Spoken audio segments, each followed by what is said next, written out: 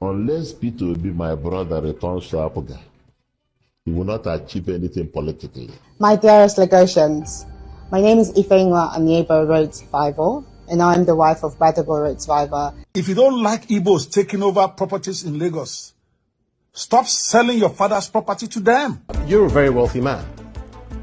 How do you know? Well, you know, I mean... you are not my accountant. It's envy.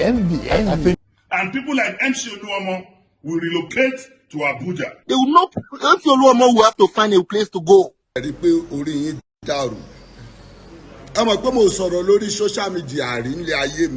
been closer to Ajun. And when I was in detention, this man did everything for me. He paid my children's school fees. Your fight, your connection, what has it brought to you? It has brought you immediate benefit for you, your wife, and your children, not the people in your community. It is so unfortunate that today we were attacked by a Labour Party. What are you going to do different? Why should Nigerians be voting for you? Because I'm different. I am Bola Ahmed Tinubu. They said the eastern part of Nigeria has become a shadow of itself. And I ask myself, is it just the eastern part of Nigeria?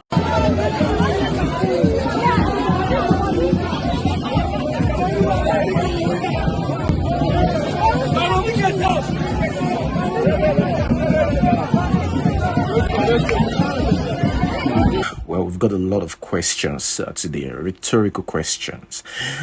What's up, my people? How on a day within they happen within this sup? Guys, a lot happened over the weekend, and I've got some highlights for you guys today.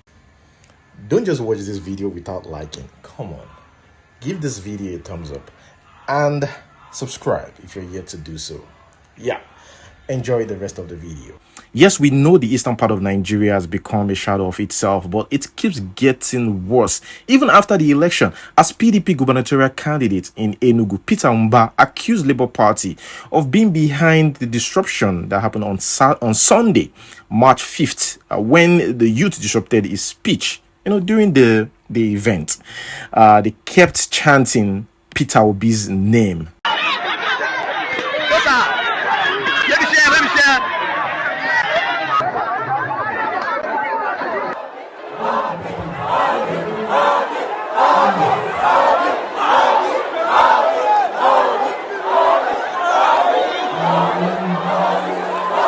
It is so unfortunate that today we were attacked by a Labour Party while we were coming to Ugudinso. They got wind that we were coming to worship there, and you can now see the boss. They attacked us with their thugs.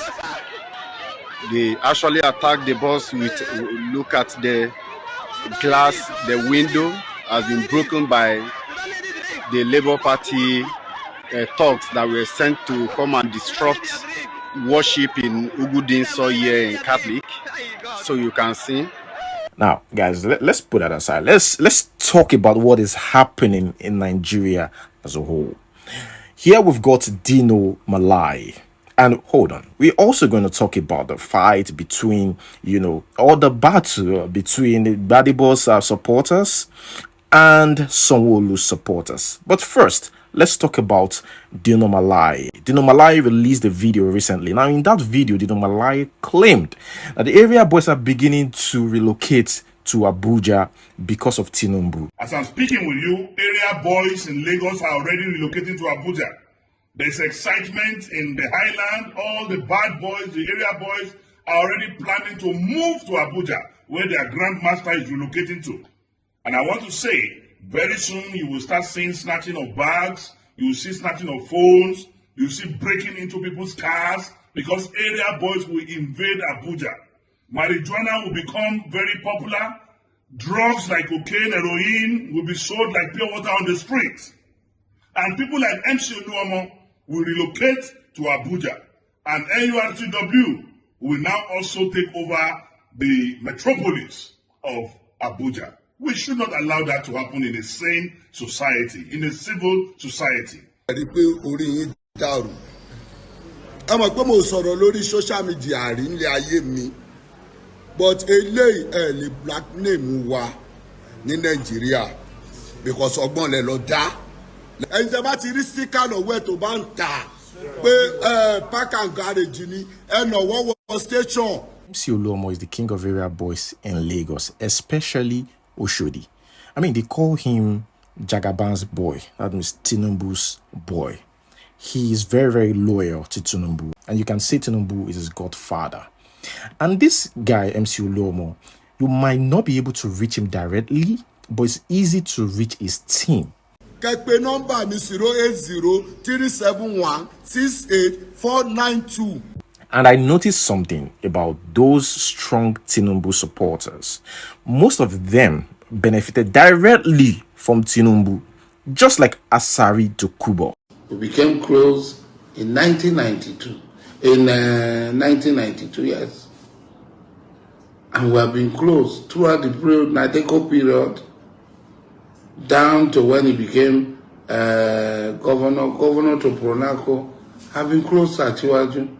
And when I was in detention, this man did everything for me. He paid my children's school fees. He gave house to my wife. When I came out of detention, he sponsored my medical bill abroad. Some people are benefiting from this government. Immediate beneficiaries.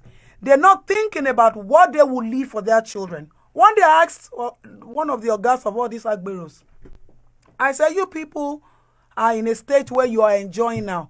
The place where you come from, can anybody, you as a person, can you run to government hospital and say, I'm so person to the governor, and they give you priority service? He said, no.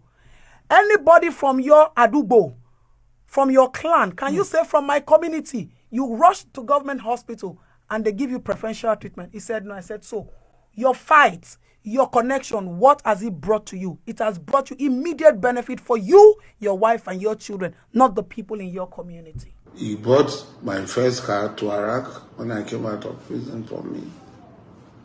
And then later on, he sent myself and about 6 people to Hajj. So this is a man that I've been close to. And because of good luck, we parted ways on the 23rd of December 2010. We're not that close. He was not my enemy. So when he came out to contest election, it is my duty to pay him back. This is the only time I can pay back a friend who was with me in my hours of travail. Another frequent question you get to, see on social media a lot is, how did Tinubu make his billions? I mean, some people said it's billions of dollars. You're a very wealthy man. How do you know? Well, I mean, you are not my accountant. I'm not in your account. IMF have investigated the record in Lagos. What's wrong with them? I want to move away from that. It's envy. I think you've kind of explained that. If you weren't running for president, which of your 2 major opponents would you be voting for? None. Why not? None of them is qualified except me.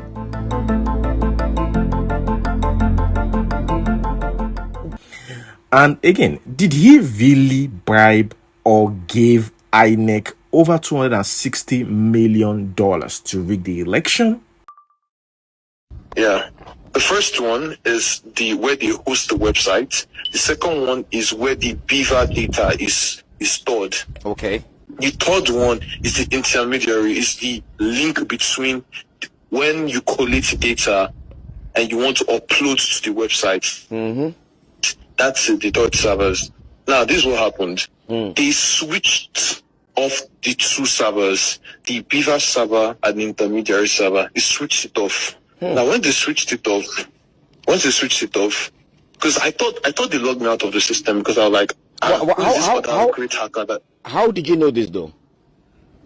Because I can hack the system. Okay. I'm a software engineer. It's literally not that hard. Okay. So I thought that there was actually someone better than me, because initially, truth be told, APC came to meet me and told me, can I help them to win the election on the beavers? And I told I was not interested. Okay. So and I suspected they were going to get someone else. And there's one more person that I could suspect that like he's also on my level that could do it, but he told me that he's not interested. So like he didn't do it. Okay. So like I now thought that I thought they found someone else. So I was monitoring the servers out of due diligence. Yes. And I now realized for some reason I could not log in. I now thought that they logged me out, or by some miracle we had a very serious cybersecurity team, but that's not what happened. They switched off the server. You cannot connect to something that is offline. So when I found out they switched off the server, then I now realized that okay, they switched off the server, but what is going on? Then I inspected the space. It turns out that the space is being consumed without any data being imputed online. So that means someone is manually imputing data. Imputing the data, yeah. Yeah. Now it's just like buying data, and you left your phone in the house and you have roommates and you have not touched the phone, but you just realize that your 16 gig has finished. So that means someone used it. Yes. Or empty and store your data. That's literally what happened. That is literally how they rigged your elections. Wow. Wow. Now, guys, March 11th is fast approaching. Some people are getting ready to kick out SANWO or vote him out.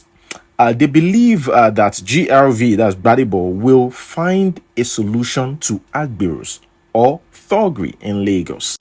In the Agberos that are knocking on people's cars in Lekki 3 days ago and robbing them, that is the constituency of the ruling party. And we are trying to change that.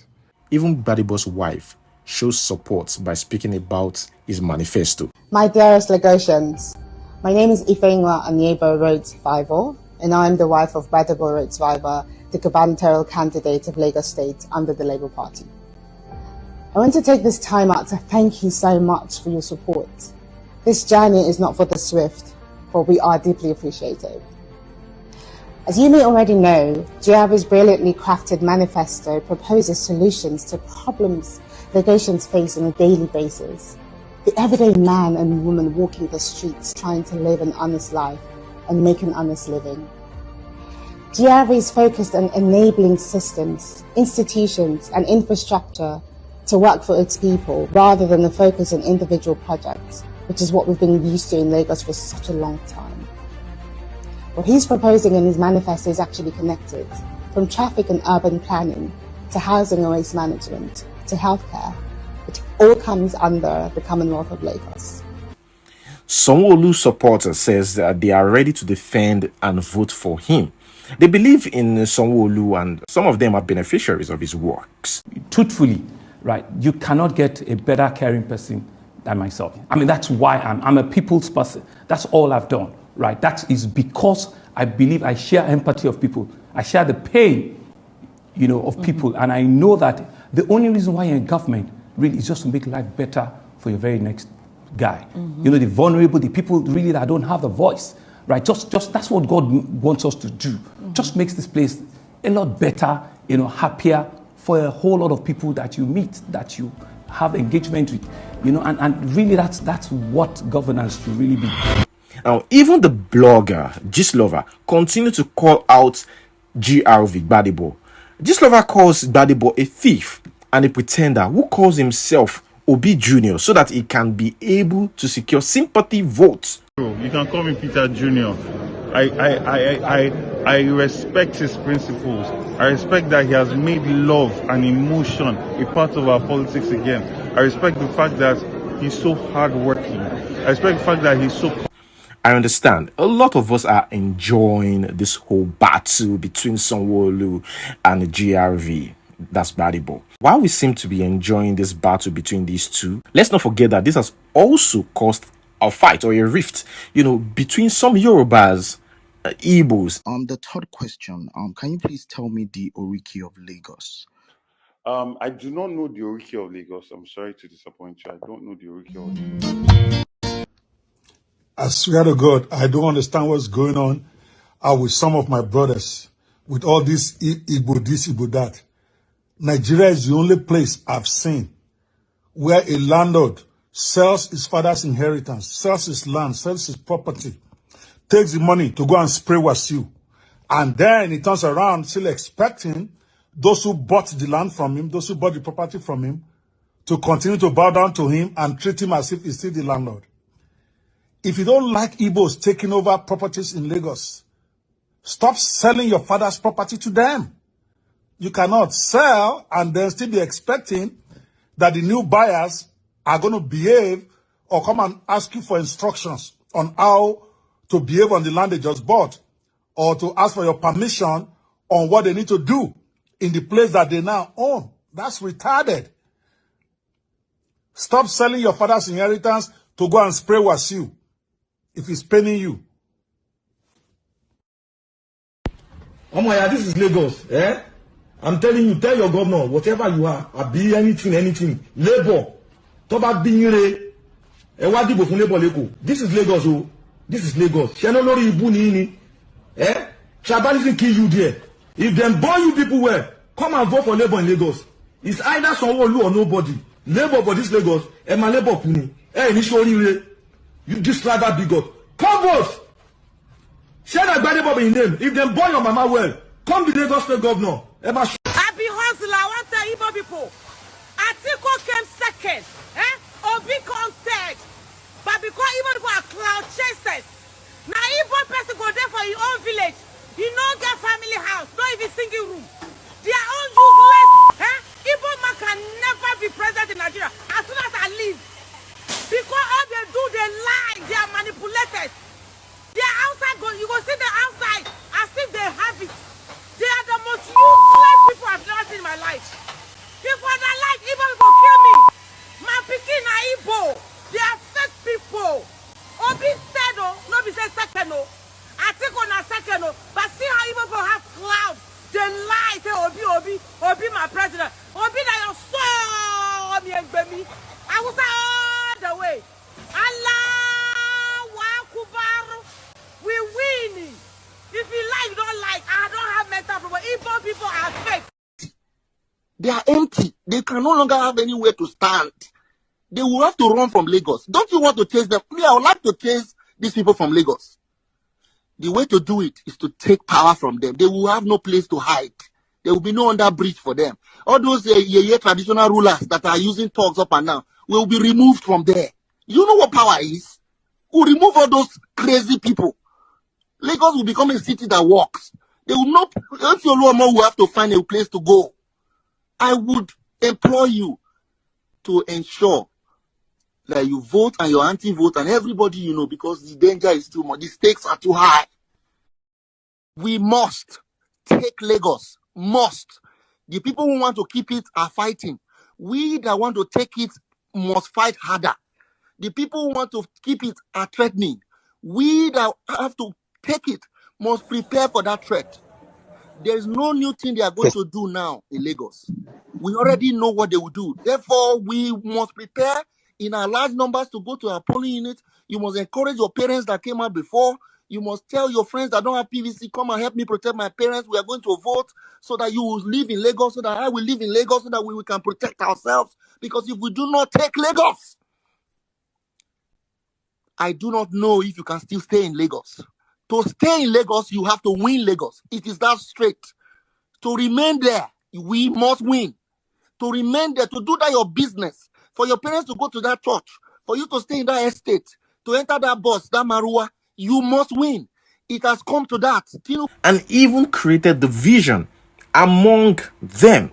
What am I trying to say? Even within Igbos, they are fighting themselves. Unless Peter will be my brother returns to Apuga, he will not achieve anything politically. Now we're going to read some comments from the previous video.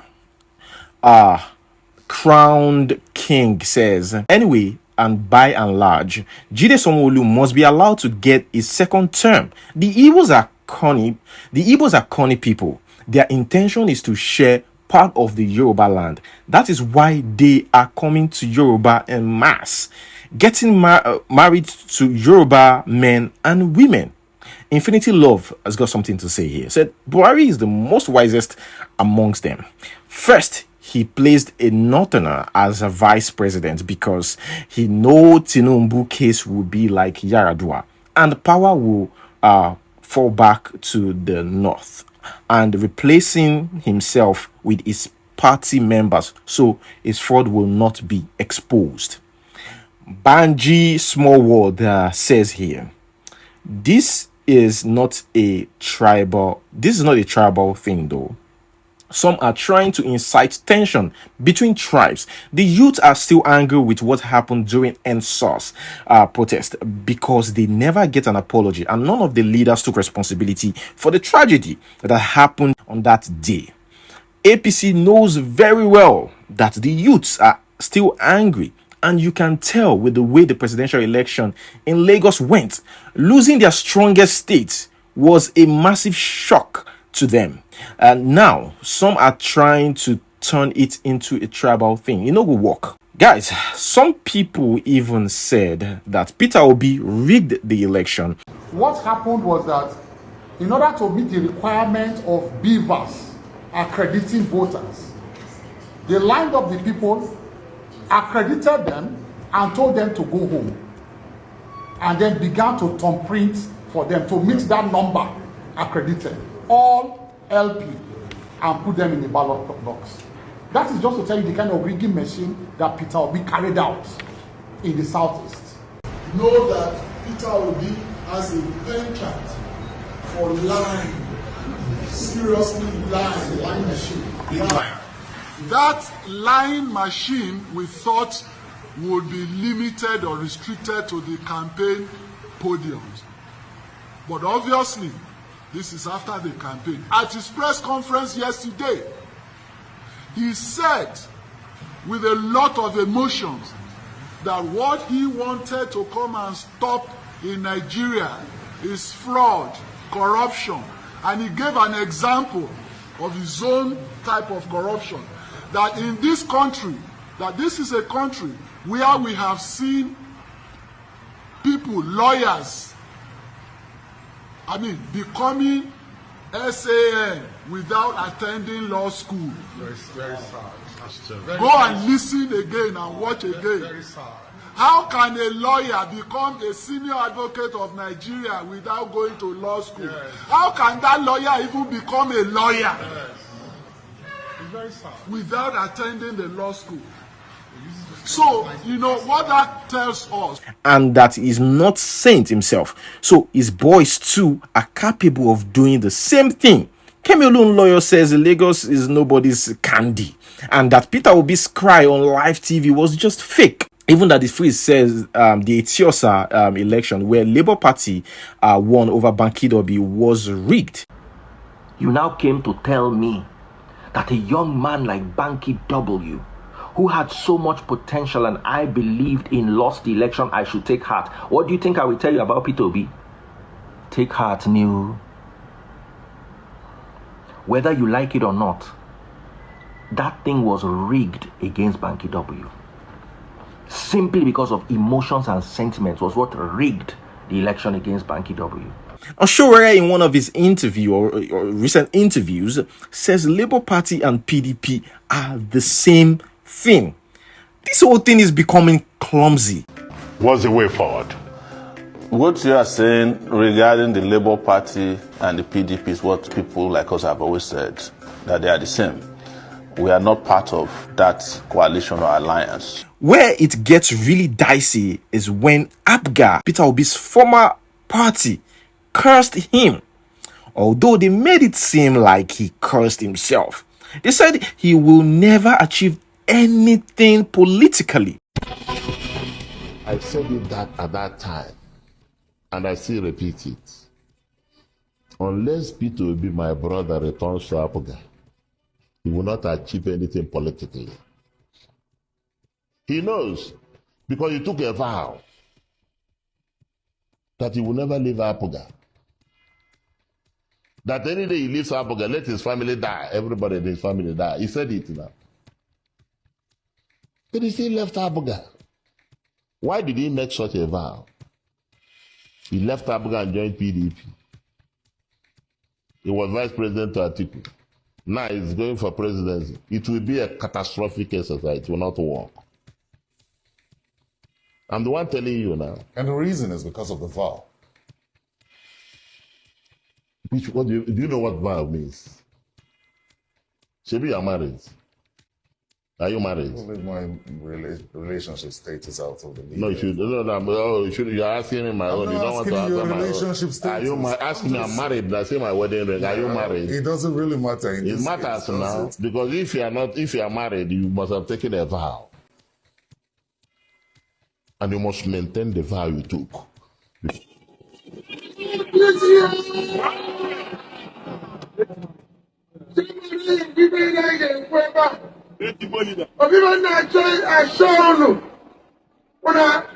In the year 2000, like Chairman said, 2002, I said, I will stay on, I will not leave. Get that. I'm not that I will not leave. He will die without me. Now, aside the current, argument on social media, they are also dragging, their families into this. Tinubu has got a daughter, a young lady who posts pictures, on social media regularly. Her name is Onyida. She shared a conversation, between herself and the mom. Yeah, the conversation actually resurfaced on social media, where she was seen wearing revealing clothes. They called her out on that. Guys, last question here is, will Nigeria ever get better? We need to work more hard to get this country better, because I believe Nigeria will get better very soon, I swear. Do you think under the leadership of Bola Ahmed Tinubu, Nigeria will be better? At least better than President Buhari's tenure, or will be worse? And guys, help me by liking this video, and also don't forget to subscribe. Thank you so much for watching. Until we see you next time, peace.